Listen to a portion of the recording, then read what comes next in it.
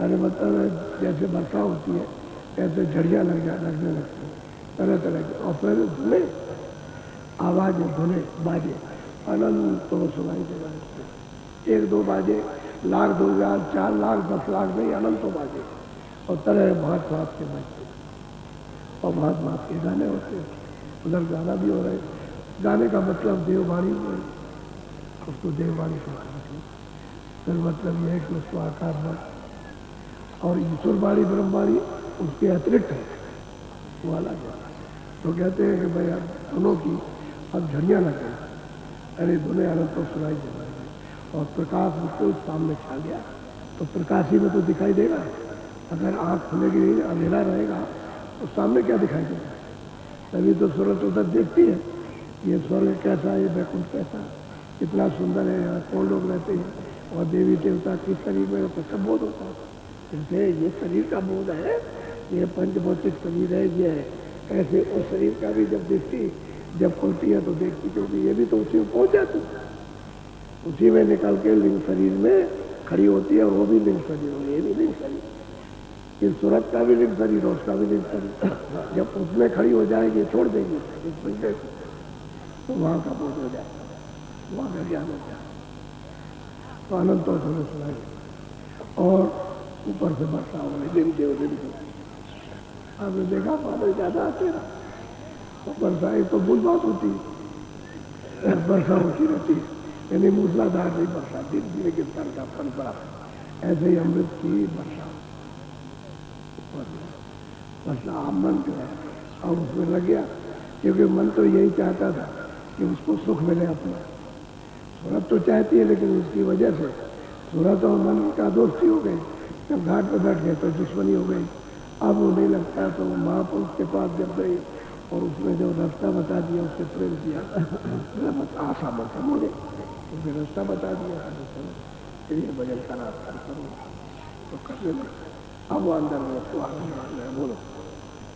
वृद्धयावस्था के तन लागी, काल आई जब सिर पर। ये तो प्रेमियों का जो साधन करते हैं उनका ये है कि वो तो जाग जाएंगे, लेकिन संसारी जो भजन नहीं करते, संसार में लगे पड़े हुए हैं, इन्हीं सब चीज़ों को मानते हैं, इसी में धोखा खा रहे, धोखा दे रहे, बेईमानी करते हैं, बेईमानी करा रहे हैं, झूठ बोलते हैं, हिंसा करते हैं, हिंसा कराते हैं।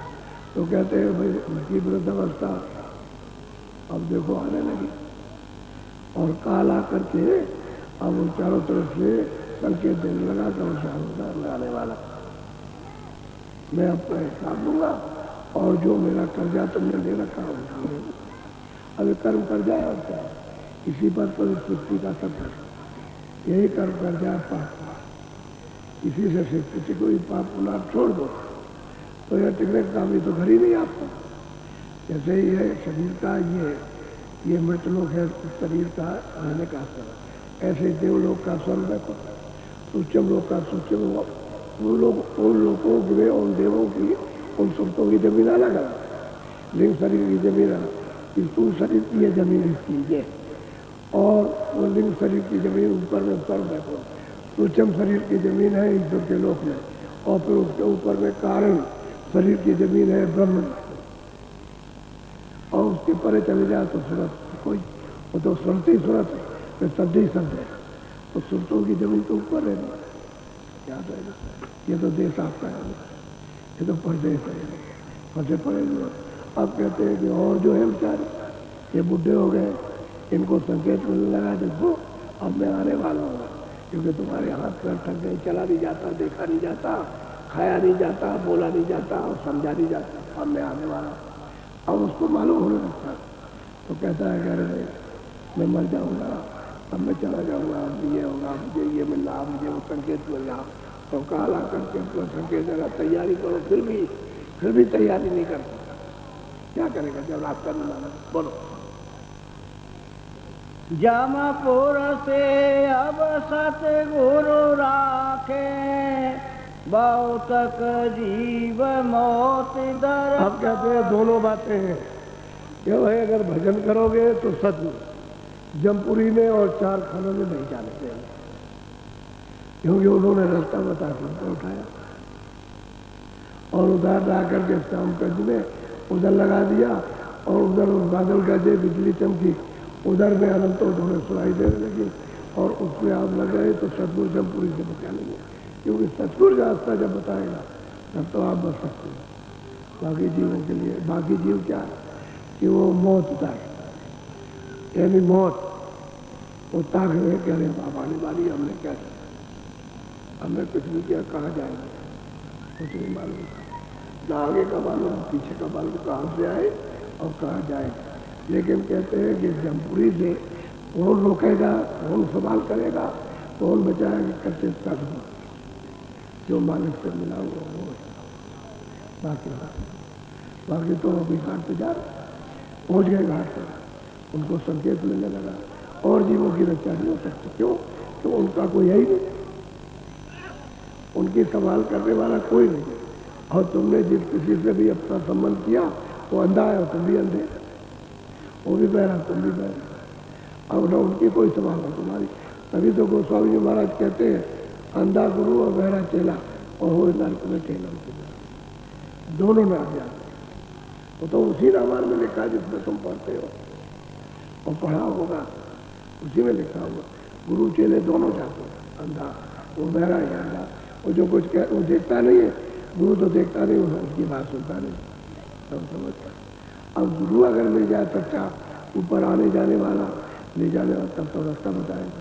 तो द्वार पर आकर के बैठा दिया और ऊपर को लिए जा रहा गगन की तरफ और अनंत धुने वो सूरज सुनने लगी और प्रकाश को देखने लगी। तो बचाव तो सदगुरु इस प्रकार से कर देंगे और बाकी जीव उनका क्या बचाव होगा, उनका तो कोई रक्षा कह नहीं। बोलो काल घटा जब से आकर छाई, धारा धारा मौत अधिक। अब काल की घटा उधर से आई मर गई तो उसका होश हमारा नहीं होने लगा। अब यही इसकी परख पहचान है कि उसका होश हमारा। और कोई आता है कि पानी पी लो, थोड़ी देर में ले लेगा गिलास, पी लेगा जरा सा और मतलब ये कहेगा हमने पानी नहीं पिया। फिर कहेगा अच्छा तुम रोटी भूख लगी है तो रोटी रख दीजिए, तो थोड़ी देर में कहेगा रोटी नहीं खाई, रोटी आपको रोटी दे देगा। कह भाई अभी तो तुमने खा ली थी, कहेगा पानी पी, फिर पानी मांगे क्या पानी पिला दो, तो अभी तो पिलाया नहीं, तो फिर कहेगा अब उसको कुछ कहिए तो कुछ सोच लो। अब यह है काल की मौत आ यानी जाने की छाले लगे, एकदम से उसको गिर लिया। अब कोई कुछ कहता है तो कुछ अच्छा किसी तरफ को अगर वो कहता है मेरी तरफ देखो तो कुछ नहीं देखता, भूलने लगा। यानी जैसे बचपन में था कि जब बचपन था तो किधर देखता है तो कोई कहे मेरी तरफ देखो कुछ देखता, मेरी तरफ सुनो कोई बचपन। तो जो बच्चे की अवस्था वही बुढ़ापे का, वही मौत की अवस्था होने लगी। अभी तो ये शरीर की अवस्था जो बिसरने लगा और देख नहीं सकता और सुन नहीं सकता। अब सुन भी बंद किया, सुनना भी और देखना भी बंद किया और समझना भी बंद किया और बोलना भी बंद किया और चारों तरफ से पहले से ही घेरेगा उसको और चारों तरफ हटा मौत की ले जाने की तैयारी। बोलो जीवने करहे घबराई, काया गयो नदी न डुआ। कहते हैं कि जीवन घबरा क्या करना, कायागढ़ को उन्होंने आकर के ढा दिया, गिरा दिया। यानी जीवात्मा को निकाल मार के धड़ाक से गिरा। अगर खड़े हो गए तो ये गिर जाओगे। तो आप क्या कहते हो न जानने का कि हाथ फेल, हाथ फेल नहीं होता, तुरंत को उसमें से निकाल दिया, घेर करके और बड़ी मार पड़ती है बहुत। वो अपनी मार किसी को सुना नहीं सकता, ऐसी बेदम मार, ऐसी मार कि जल्लाद भी ऐसी मार नहीं करेगा, ऐसा कठोर दंड नहीं देगा। अब बड़ी मार जरूरत तो पड़ती चारों तरफ से एकदम से कोहराम मचता है। तो बस कहते हैं घेर लिया और घेर करके जबरदस्ती, तो उसकी वासना उधर वहाँ तमाम लगी हुई है वासना, तो वासना ही का जन्म होता और बस उसको निकाल मार किया और गिर गया। तो जलमत मरण दूसरे दुख हुई, जल में मरने की अवस्था कह नहीं सकता, आड़ मच रही कोई बयान नहीं सकता, इतनी तकलीफ पीड़ा होती है। और उसका और जीवन एक बेचारे अब क्या कर सकते, क्यों कि जब ये मनुष्य शरीर अनमोल आपको मिला था तब तो आपने फिक्र नहीं की, अब ऐसे वक्त में क्या हो सकता है। और वो जीवन एक घबरा रहे कि मेरी और ये दशा हो रही है, क्या होगी, कब तक होगी, वो नहीं घबरा रहा। अब ये महापुरुषों ने जब सामने खड़े होकर के दृष्टि से अंदर ऊपर जा करके दृष्टि से देखा कि नरकों में क्या हो रहा है, तब बयान किया। ऐसे बयान नहीं करते, तो देखते ऊपर में नरक कहा, तुमने तो नरक देखे नहीं कि नरकों में क्या हो रहा, हमारे माँ बाप के साथ, हमारे इनके साथ, दादों के साथ, वो तो कुछ नहीं मालूम, हमारे साथ क्या होगा, हम कहाँ जाएंगे, ये पता नहीं आपको। इसलिए वो देखते हैं तो बताते रहे, तो उन्होंने तो कहा घर को डाल दिया। अब वो ले चले निकाल करके, तो वहाँ धर्मराज बैठा हुआ सब हिसाब करता है, तो फौरन उसको ऐसे नक्शा निकाला और दिखा दिया उसको, और नक्शे में क्या क्या होता और तुरंत मतलब देखा हुआ, देर क्या लगती, और सब लोग खड़े रहते हैं, और बस उनको पकड़ा दिया, जल्दी तो ले जाओ, सजा सुना दी, हुक्म दे दिया जाओ ले जाओ, तो वो देर क्या लगती, इधर गए उधर सुनाया, पकड़ाया और ले चले उनको, तो वहाँ अनेक चीज बता